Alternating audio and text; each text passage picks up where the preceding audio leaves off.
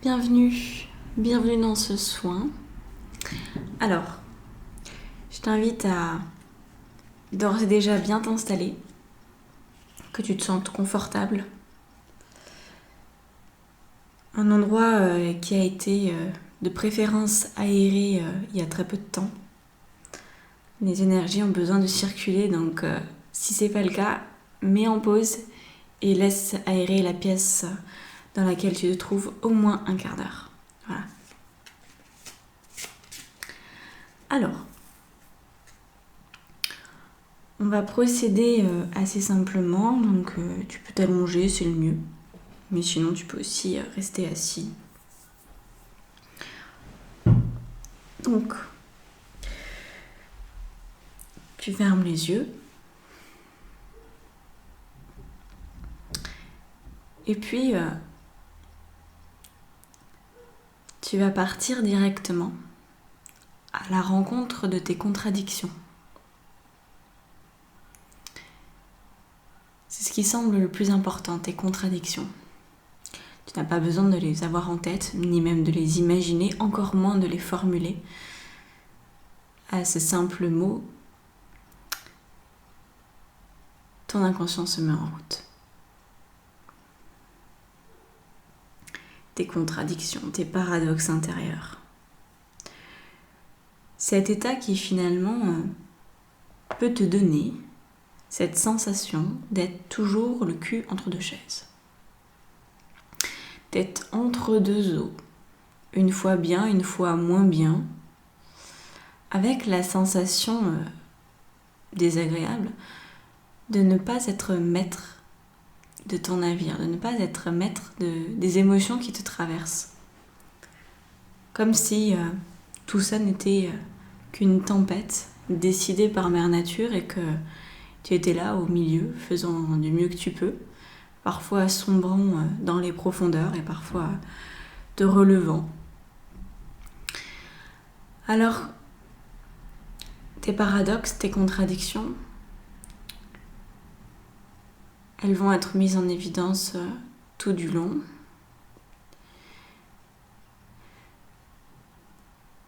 Tu vas, avant toute chose, prendre conscience de ta respiration. Simplement sentir que tu respires. Sentir que tu es en vie. La respiration et les battements de ton cœur sont deux signes forts qui te prouvent que tu es en vie. Et donc, si tu es en vie, ça veut dire que tu es vivant. Alors, à partir de là, tu peux décider de vivre pleinement ou de te laisser vivre.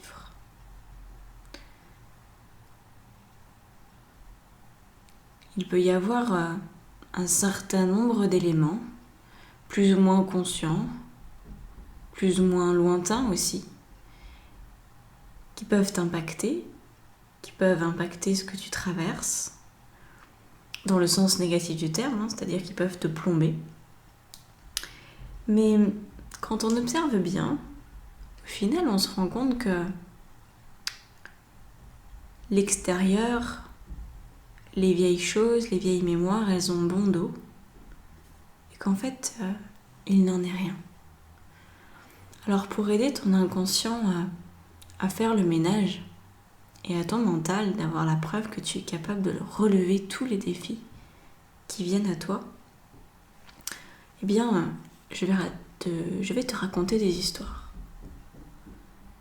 Des histoires qui vont permettre à ton être de se révéler. Alors, avant que je te raconte mes histoires, il faut que tu saches que l'arbre sur lequel tu es assis, il a plein de branches. En fait, il en a 23 450,5. Et il y a une pie qui a fait son nid tout là-bas, même en dehors de l'arbre en fait. Et donc si tu comptes bien jusqu'à 3, tu vas voir que la pie elle va descendre et qu'elle va se nicher dans l'arbre. Et voilà, après ça va rentrer dans l'arbre. Tu vas voir ça. Donc ça, c'est un peu comme quand l'arbre il se déracine et qu'il fait sa vie. Toi, tu comptes de 1, 2, 3 et puis tu te rends compte que c'est différent, que l'arbre a changé de place. Tu comptes encore de 1, 2, 3 et c'est comme quand on joue à 1, 2, 3 soleil. L'arbre change encore de place et puis le nombre cette fois-ci, c'est quoi? C'est 1,488 milliard branches. Ah oui, quand même. Donc voilà. Ok, ça change, tout change. C'est peut-être le thème de la prochaine histoire, ça. C'est l'histoire d'un petit garçon qui voulait devenir grand. Il voulait se sentir capable, fort, stable et sérieux pour toute personne qui croiserait son chemin. Mais du haut de ses 5 ans, une chose semblait lui avoir échappé. Il était nain. Enfant, il ne pouvait pas véritablement s'en rendre compte, mais il ne tarda pas à comprendre quand le tableau noir de l'école est devenu inaccessible pour lui permettre d'écrire quelques fanfaronnades qu'il réservait à ses camarades une fois la récré passée. Alors, ne pouvant plus atteindre le tableau, il se mit à imaginer un monde dans lequel ce serait possible de le faire. Et il passa tellement de temps dans ce monde imaginaire qu'un beau jour, ses parents le retrouvèrent, les yeux grands ouverts mais immobile dans son lit. Il ne bougeait plus, mais il était vivant. Il était comme tombé dans un sommeil profond, les yeux grands ouverts. Les années passèrent sous perfusion jusqu'à une fin de journée où sa petite sœur, elle aussi naine, rentrant dans sa chambre en trombe, heureuse et surexcitée, lui dit qu'il y avait du nouveau. Et oui, il y avait un nouveau tableau noir à l'école, et celui-ci, il coulissait vers le bas et vers le haut. Donc, elle pouvait écrire dessus malgré sa petite taille. Et elle raconta son expérience à son frère. Il se réveilla alors, aussi brutalement que ça puisse paraître. Il se réveilla de son long sommeil et dit à sa sœur, mais c'est merveilleux. Ça veut dire que ce qui existait hier peut être différent aujourd'hui. Je pensais que la réalité était figée et que jamais personne n'aurait l'idée de construire un tableau qui coulisse. À partir de cet instant, il comprit que tout était en perpétuelle évolution et qu'il était accueilli tel qu'il est. Que les solutions étaient à créer et à définir, que tout était possible. Il se sentit alors tellement libre d'être lui-même. Il se sentit très confiant pour la suite, naturellement. Parfois dans la vie, il y a des moments où on a du mal à lâcher ce qu'on croit être vrai. Et quand on fait ça, on empêche les changements de s'opérer. Donc là, à la manière de ce petit garçon qui a compris, et toi aussi tu comprends. Toi aussi tu comprends qu'en lâchant, tu permets au changement d'exister. Tu permets à la vie de s'installer. Maintenant, je vais te raconter l'histoire d'une petite fille qui avait toujours plein de problèmes dans sa vie. Elle avait des problèmes à l'école, elle avait des problèmes dans sa famille. Elle n'arrivait jamais en fait à savoir ce qui était bon pour elle. Elle avait que des problèmes. Et un jour, elle alla voir un vieux sage dans la montagne. Et elle se dit, ce vieux sage, c'est bon, il va savoir ce qui est bon pour moi. Il va pouvoir décider pour moi. Il va me dire, voilà, tu dois faire ça, ça et ça. Et ce sera réglé. Et en fait, le vieux sage, comme il est sage, il lui dit pas ce qu'elle doit faire, mais il lui dit, il y a peut-être une solution, c'est d'aller trouver l'arbre aux solutions. Alors elle se dit, l'arbre aux solutions, c'est quoi cette espèce? Bon, pas grave.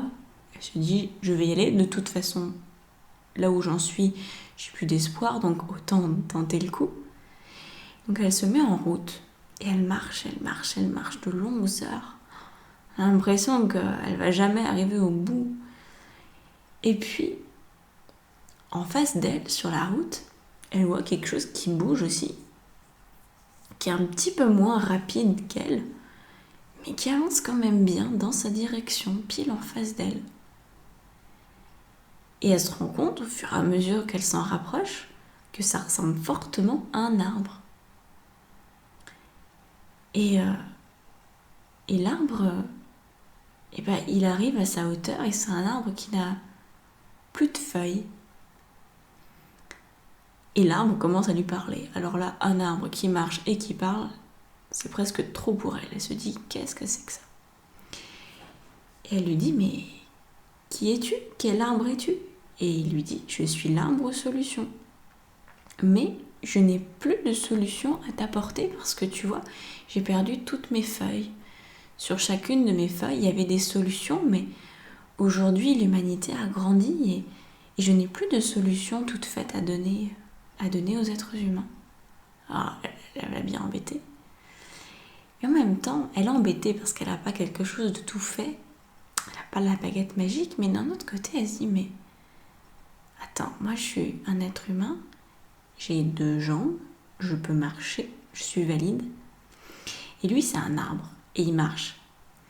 Pourtant, j'ai appris à l'école que les arbres ne marchaient pas. Les arbres étaient enracinés si solidement, si profondément, qu'ils pouvaient que se déployer vers le ciel, à la limite, jusqu'à une certaine hauteur, mais qu'ils ne pouvaient pas du tout marcher. Et là, elle se rend compte, en fait, que l'arbre lui a donné la solution. Et ouais, l'arbre, il s'est mis en mouvement. Il a été à la rencontre de cette petite fille qui le cherchait. Il a senti qu'elle le cherchait. Et il est venu, même si, a priori, il n'avait pas de solution à lui donner. Il a fait le chemin. Et là, elle s'est rendue compte qu'en fait, dans tous les problèmes qu'elle avait dans sa vie, eh bien, elle était statique. Elle ne se mettait pas en mouvement. Elle avait oublié comment prendre des décisions et comment s'y tenir. Alors, à partir de maintenant, plutôt que de voir des problèmes, eh bien, elle voyait des solutions. Et elle était capable de se mettre en mouvement pour trouver quelle était la meilleure décision en cet instant et pour s'y tenir. Pour, au final, récolter les fruits de ces décisions. Cette histoire, elle permet de comprendre à quel point les solutions toutes faites n'existent pas, mais que c'est par la mise en mouvement, par la mise finalement en communion avec la vie que ça fonctionne. Alors on essaye quelque chose, on sort de l'immobilisme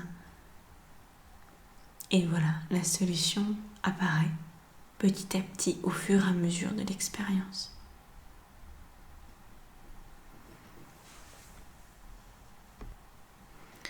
Je vais te raconter maintenant l'histoire d'un homme qui était perdu dans la forêt.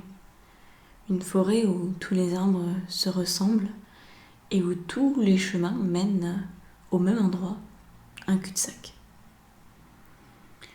Alors,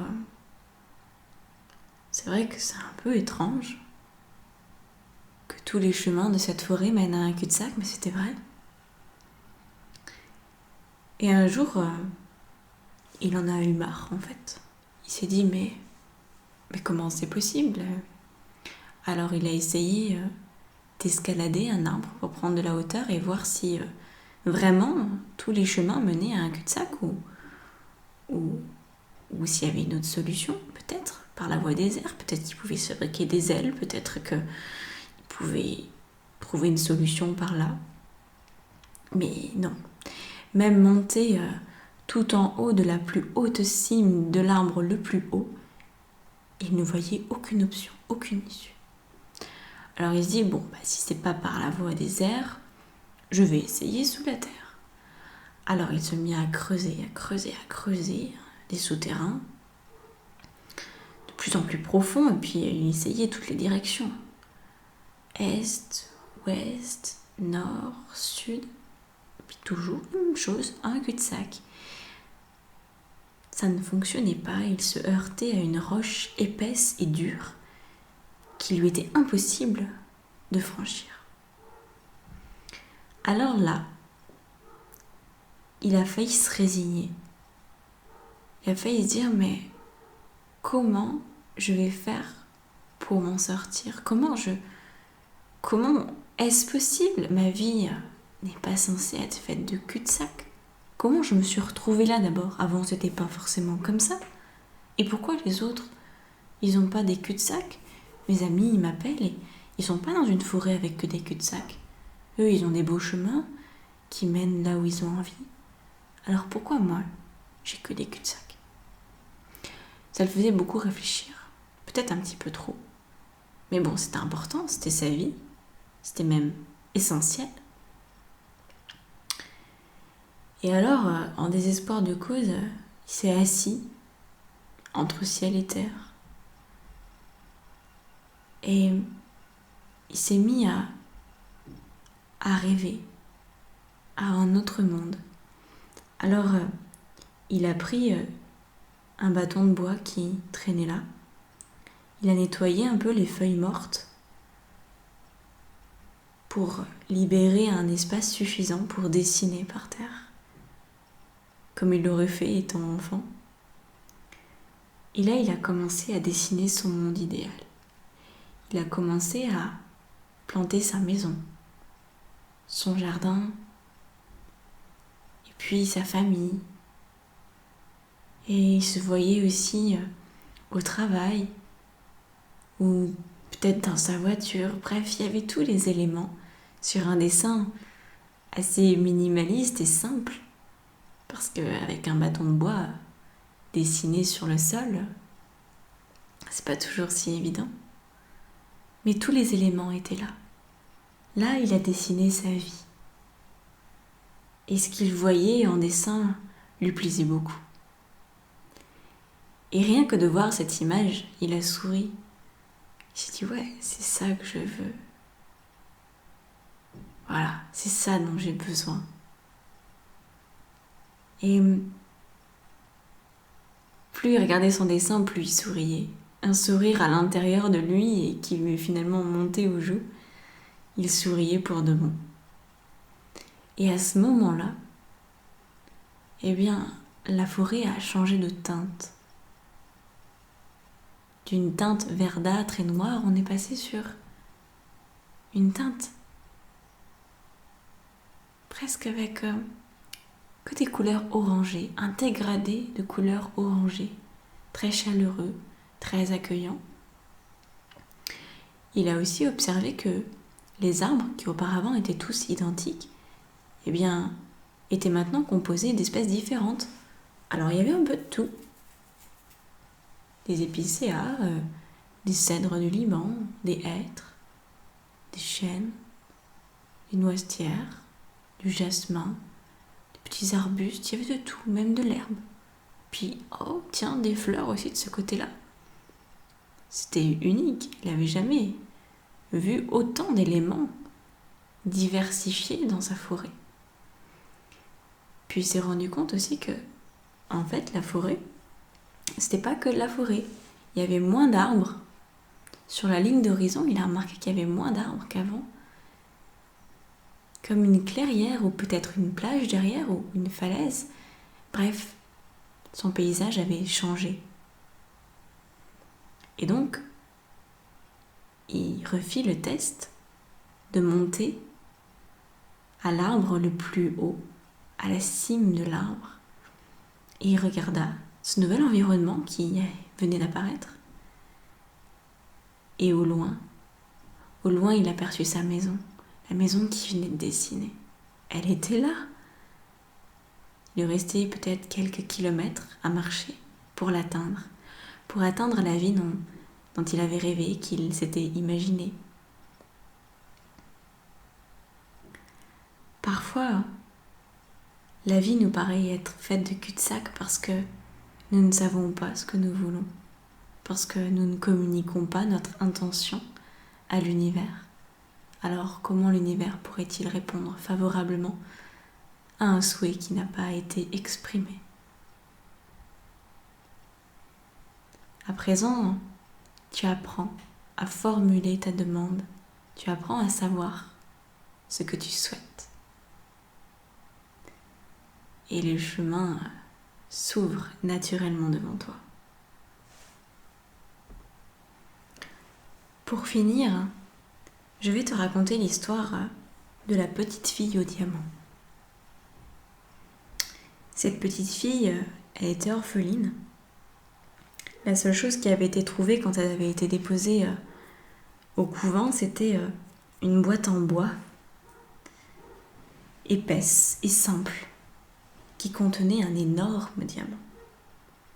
Alors, vu sa taille, il aurait pu attirer les convoitises des autres enfants, peut-être même des religieuses. Mais un bijoutier, mandaté par le couvent, l'avait expertisé et avait finalement affirmé que ce diamant, si gros soit-il, n'avait en fait aucune valeur. Il était terne, voilé, comme s'il y avait du brouillard à l'intérieur, sans aucun éclat finalement. La petite fille était très déçue de ce cadeau du ciel qui en fait n'en était pas un. Elle avait toujours mis de côté la boîte en bois et ce qu'elle renfermait.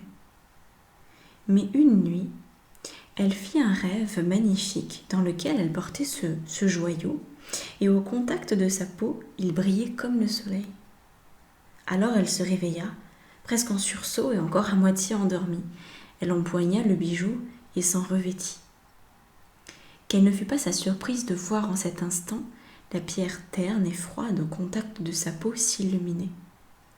Sa lumière était si forte qu'on se serait cru en plein jour. Les autres filles qui partageaient le dortoir se réveillèrent alors éblouies et elles virent leur amie rayonnant de joie d'une manière qu'elles n'avaient encore jamais vue. Elles comprirent que la petite fille, triste et maussade, avait disparu. Et ouais, car elle avait retrouvé une partie d'elle-même manquante en accomplissant ses rêves, en faisant confiance dans son idée un peu folle que ce gros caillou terne et froid pouvait s'illuminer à son contact. Depuis, elle est devenue orfèvre, car personne ne sait comme elle rendre tout leur éclat aux cailloux les plus ternes.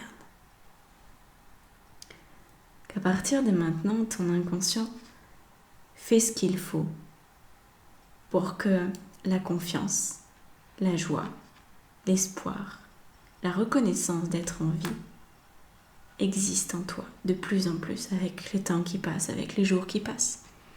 Tu vas observer ce qui se produit. Tu vas être capable de savoir reconnaître tes besoins, tes envies, ce qui est important pour toi, et les exprimer et ainsi te mettre en mouvement et te réveiller petit à petit. Cette espèce